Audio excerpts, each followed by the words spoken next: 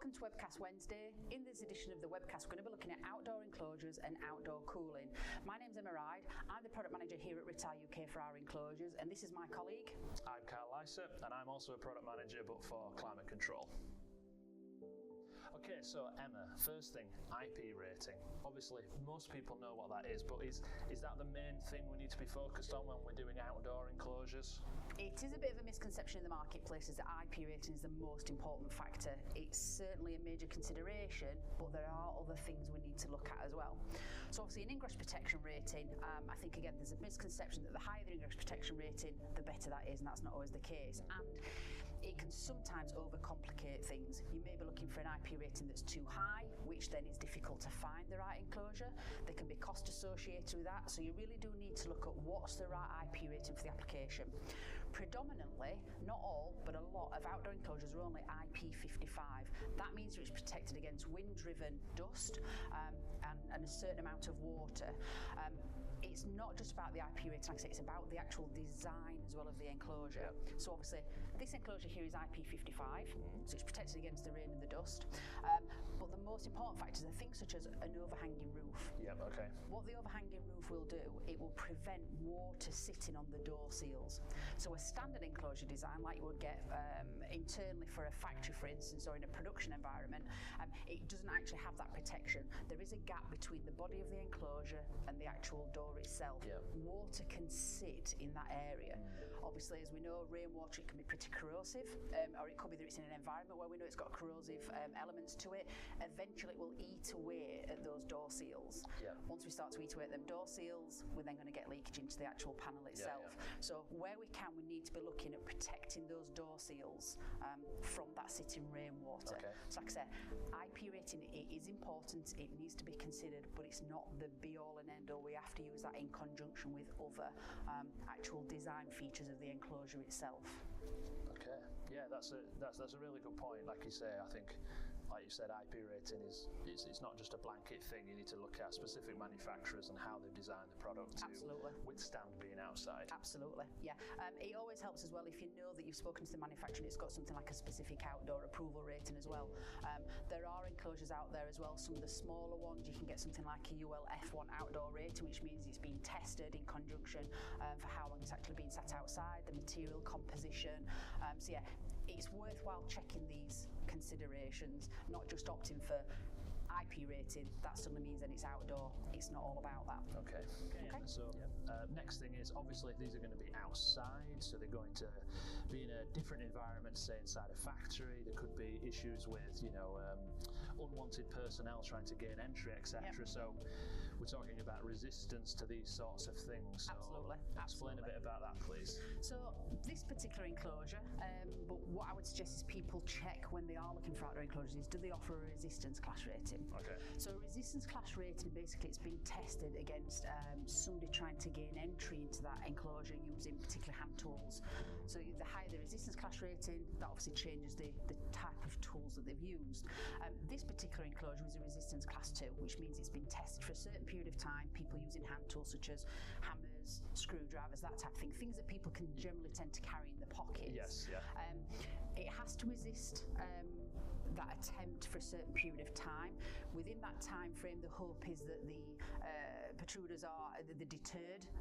Obviously, they get bored, they get fed up and they leave, or somebody's actually disturbed them. That's the hope as well. One thing that helps with our resistance class is this is actually a double-skinned enclosure. Okay.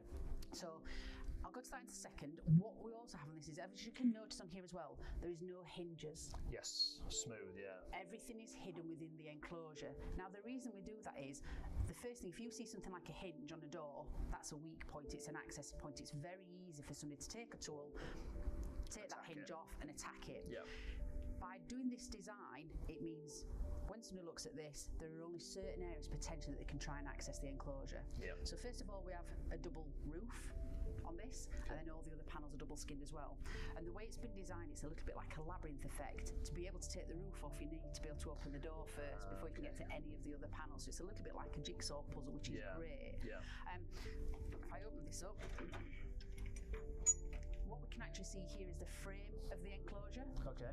We've then got all the panels cladded to this, and obviously these are all fixed. Yeah. And like I say, the double skin means even if they manage to get through an external layer, there's then still an internal layer to get through as well. The other added benefit, obviously, to these double skins are if somebody does damage the enclosure, whether it be intentional or by accident, rather than having to take the whole enclosure away and replace it, which can obviously, that could be a massive downtime for somebody. You know, if you imagine this being, for instance, used on a railways, whether it be signalling or communications, that could potentially be a big cost. Absolutely. So rather than take the full enclosure away, what you can simply do is just replace the outer skins. So obviously, this could stay in situ. The customer could order new skins. Once the skins arrive, they bring them to site, just simply replace them. Nice. So the double skinned is really, really good. It does serve a purpose as well in regards to climate control, but obviously we can discuss that in another episode. But yeah, resistance class rating is something that people really, really ought to consider. I don't think many people are aware of it, but if this is sat in the public domain, unfortunately, it will get some unwanted attention. There are options on single-skinned enclosures. Okay. So if we're looking at an application whereby we're on private land, for instance, I take an example with something like, say, a power station. It's quite a secure area. The equipment inside isn't particularly temperature sensitive. So again, we don't need the double skins for climate control. And the security aspect isn't that high. Then a single-skinned enclosure potentially would suffice. Okay. So it's about picking the right enclosure for the application. Okay. Is a single skin sufficient for the application that you've got? If not, then a double skin would potentially be another option for you. But again, it's just looking at these options. Don't just pick something that's got an IP rating. Don't just pick something because it's a particular material that you think will be okay to sit outside. Explore what options there are out there. But I say, double skin is a really, really good solution that many people aren't aware of that you can even get. Yeah, I think you're right. So it's best to talk to, again, the manufacturer, the expert, so they can say to you what the right choice is for your specific project needs. Absolutely, yeah. Oh, great. Okay. Right, okay, Emma, so obviously we've been looking at this, we're talking about the features, etc., but I think quite a basic question is, what is it made of? You know, okay. Yeah. It's a valid point. Most people see enclosures either sheet steel or stainless steel. Sheet steel, obviously, better for an indoor application. We don't want it to rust. We don't want it sat outside. Stainless steel, it has its benefits, obviously. When it comes to sitting outdoor, most people instantly assume we'll put stainless steel outside. And whilst I'm not saying it's not an option, we need to look at what other options there are. GRP, for one, is a particular option. But we can be limited then in terms of how we fit the internals of the actual enclosure out, and also we don't look at a double skinned option on that for a GRP. This actual enclosure is aluminium. Okay. It's such an underrated material for outdoor usage. Right, I see. With the best will in the world, stainless steel can corrode in the wrong environment. If it's quite quite a harsh environment, it can corrode. And the problem with stainless steel is once it starts to corrode and it rusts, it effectively eats away at itself and it will disintegrate over time. So that's not great, obviously. The great thing about aluminium is, untreated aluminium, when it's put outside, once it comes into contact with oxygen, it gets oxidization. It literally creates its own protective barrier on the actual aluminium itself. So like a skin, So it looks a little bit like a white powder. Now, if you were to rub that white powder away, that's fine. It will grow again effectively. So it's sort of self-generating. So aluminium sitting outside is actually, it's a really, really good material. Now, obviously, ourselves and other manufacturers tend to paint the aluminium to give it that extra layer of protection. So initially, it's protected. But if this enclosure was to get damaged at any point outside and the paintwork was to be taken away, then it would actually create its own self-protecting layer on it with the oxidization that's on there. So aluminium, like I say, it's a really, really great material. It's more lightweight, which is really good for transport, for handling, that type of thing. It's actually got a fantastic IK rating. The IK rating, which is the impact rating, is actually higher than stainless steel. Now, the reason for that is that aluminium actually flexes. So if there's an impact on it, the material will flex rather than naturally crack. Obviously, that depends how big the impact is, but ultimately under standard test conditions, aluminium would have a higher impact rating than stainless steel would. And again, the strength to weight ratio of this is actually stronger than steel. The strength to weight ratio. So again, you've got to look at all them factors. Stainless steel, It can be costly, obviously. Yep. It's potentially not necessarily the right material to put outdoors. You have a high impact rating with aluminium, and we discussed in one of the other episodes about having a double skinned, which is potentially a great solution for outdoor. You wouldn't get that with stainless steel, and if you do, it would be hugely expensive. Yeah. So aluminium outdoor, massively underrated. So it's something that I'm quite a big advocate for. Yes. This enclosure is aluminium. We have other outdoors enclosures that's aluminium. I say we have GRP enclosures as well. But like I say, for me, from an education point of view, when people are looking for outdoor enclosures, please just don't consider stainless. Look at what other options there are out there, that's all, and decide which one is the right choice for your application. Okay. It's interesting, all that thought that's gone behind. You just look at it painted and you just automatically think steel. Yep. And there's so much more going under the skin, if you like. Absolutely. Yeah. There is. So yeah. Oh, very nice. Okay, so we've chosen our enclosure. We know where it's going to go. We've brought it to site. Do we just lift it off the lorry and just dump it on the ground, or how do we keep it in place? Okay, so there's a couple of things. Obviously, you can see that it's fitted with eye bolts at the moment. Yeah. These eye bolts can be taken out and put in with standard bolts in the top. Okay.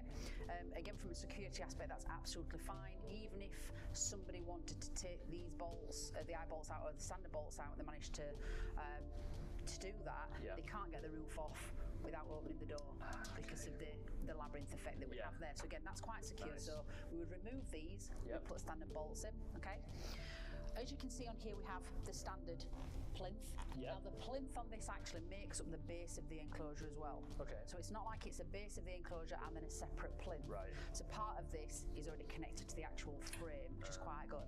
But again, this can be secured directly to the ground, but what we also offer, unfortunately we don't have it here on show at the moment, is an actual concrete plinth. So if you imagine, quite often, going to site, people they'd have to dig out, they would have to bring wet concrete to site, they would have to actually create a plinth. Yep. What we offer with this and the CS Basic enclosure, it's a little bit, again, it's a modular system, so it's concrete sections, so it's flat concrete sections. You would take this to site, you would literally dig out, you would drop your concrete sections in, so it was to be like an outer shell.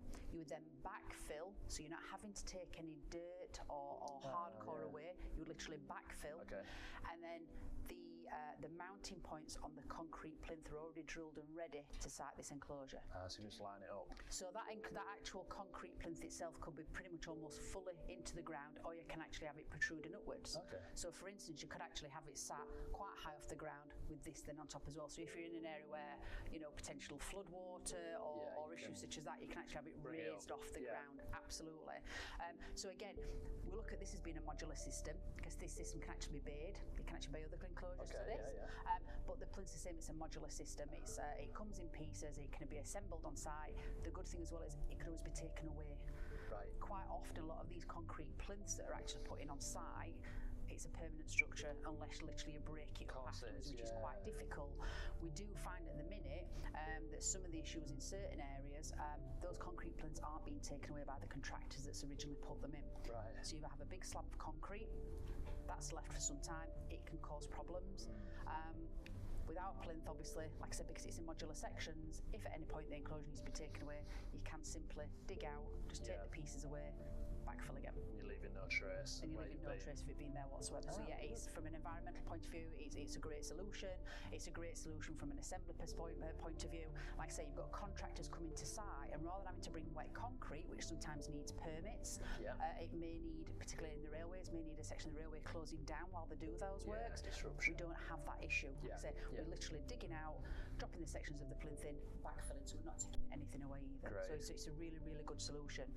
But like I say, we brought this to site, we can take the eye bolts off. And put the standard bolts in there. It's nice and secure once it's on site, then it's been fixed to the ground. And then things like the handle system that we've got here, this is a swing handle. Obviously, there's a certain type of lock insert in there, but it might be that the customer's looking for something like an NFC type locking mechanism, which we can offer that as well. Obviously, they want to be able to come to site. There's a major issue at the moment with keys. We're aware of that in certain industries.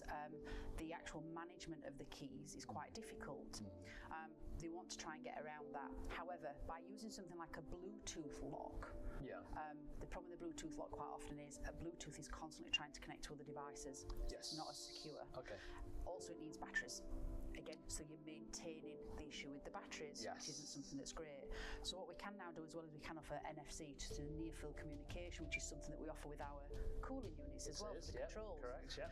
The good thing with that is an engineer, for instance, can come to site. He doesn't need a key. He would literally have an app on his phone, and on that app, he will have been allowed access by whoever's managing the system. And it may be that they only give him access for an hour while he's actually doing the work. Once he's left, he can no longer gain access. But again, it doesn't need batteries. It's powered by your actual phone. Nice. So if you use your phone up with the NFC pad, it would unlock the enclosure. They can carry out the works. They can walk away, and that enclosure is secure again. So it's a really, really good system. You know, we're moving forward, we're evolving into these new types of technologies. So Bluetooth used to be the big thing. We're now moving into NFC options as well, which this enclosure can do. Right. So lots of advantages compared to Bluetooth, and like you say, also you can lock down and that peace of mind that it's not been left open and things like that, because you've only got access by a certain person for so long, etc. So that's really good. You can monitor who's accessed the enclosure and when they accessed it. And again, like I said, the issue obviously keys potentially aren't an issue. It depends on the application, but if you do have quite a secure site where you don't want the management of keys and that's a problem, there are other options available. So again, you're securing it firmly to the ground. We've got it secured from a resistance point of view in terms of people trying to gain access into it. We've picked the right enclosure. We then just want to actually monitor who gets in and out of that enclosure as well. For people that are authorised, when are they authorised to use it? Nice. Good all-round solution then. Absolutely, yeah. Everything's been thought of. Absolutely. We've been talking about in other episodes about the outdoor enclosures, which is fantastic. It's great. We've gone into great detail about these. However, we're putting electrical equipment in these enclosures. It's going to generate heat, and then obviously different to other applications, putting this outdoor, we're going to see some UV solar again. We're going to get that heat from the sun. Yes. What options do we have for outdoor, for climate control with these types of enclosures? Yeah, well, you do make a good point. You've got that added stressor of being outdoors and the sun beating down on it. You know, even in the UK where we might only get summer for a short period of time, that sun can add an extra 500 watts or even more sort of heat that you have to deal with inside the panel. And if you don't deal with it, that's going to cook the equipment inside, and we get all those bad things that come with lack of correct climate control. So we've got many options we can choose from here. So one of the first ones, which is something you spoke about in one of the earlier segments, which was the double skin.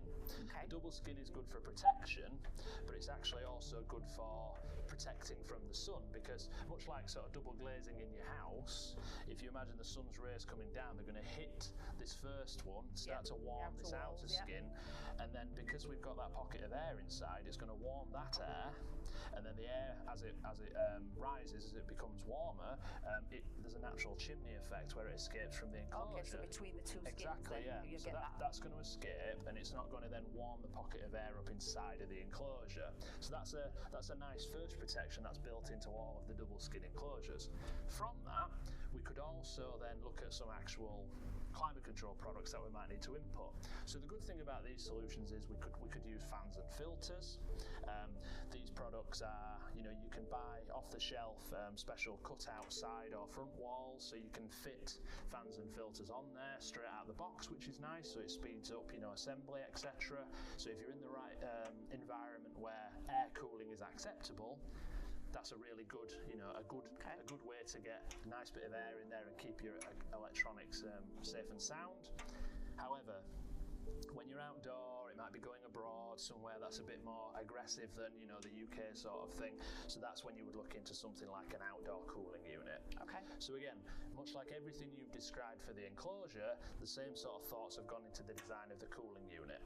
So this is our Bluey Plus outdoor cooling unit, and basically it's exactly the same internals and the circuitry, etc., and the way it works. It's just, as you can see, it's had a makeover to match the fact that it's going to be outdoor in a more aggressive environment.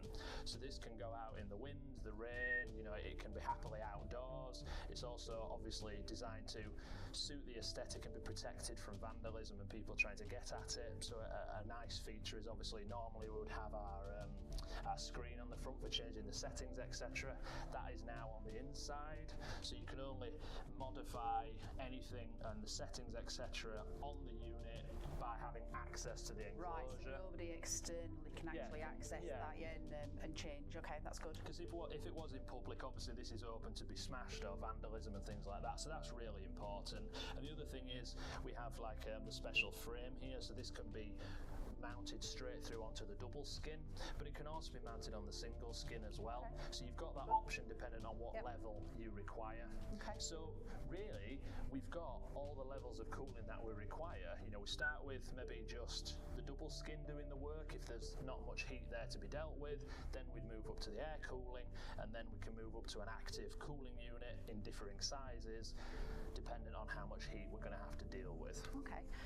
On the flip side of that, these applications could potentially be in quite cold climates. Well, should we be looking at the other end of the spectrum as well in terms of humidity or heaters or that type of thing? Should that be something we consider as well? Absolutely. It's very much the missing link that a lot of people don't think about, and that's why we call it climate control, even though we might accidentally call it cooling here and there.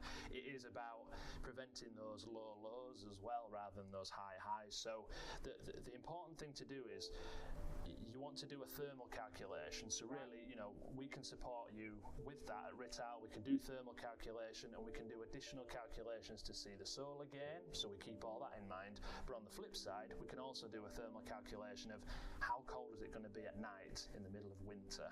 And then from there, we can implement some enclosure heaters. So that's going to make sure, much like your house, you have a minimum level you're happy to live in.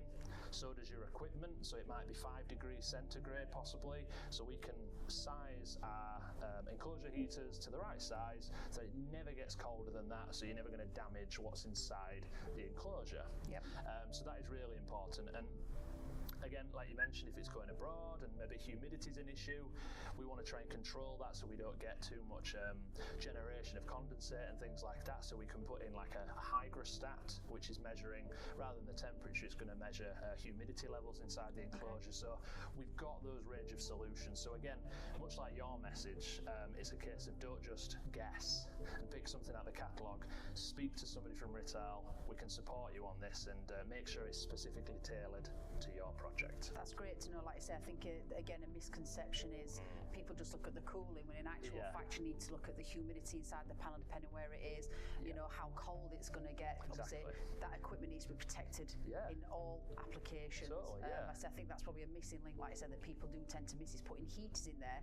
It can't work above a maximum point, but it doesn't below a minimum point either. So it's a really, really good point to make. It's damaging both ways. Thank you for watching this webcast. We hope that you found it informative. We've gone through quite a bit of information, nothing in great detail. A lot of these webcasts are about to give you a little bit of information on some of the product ranges or some of the pieces that we feel are sort of quite educational, really. Absolutely. We are going to be live online, so please, we're going to open that forum up, so send in your questions to us. Carl and I will be available to answer them. Please follow us on social media and also on our website for any future webcasts covering different types of topics. But again, thank you for your time today, Carl. No, thank you very much. Thank you for watching. Thanks.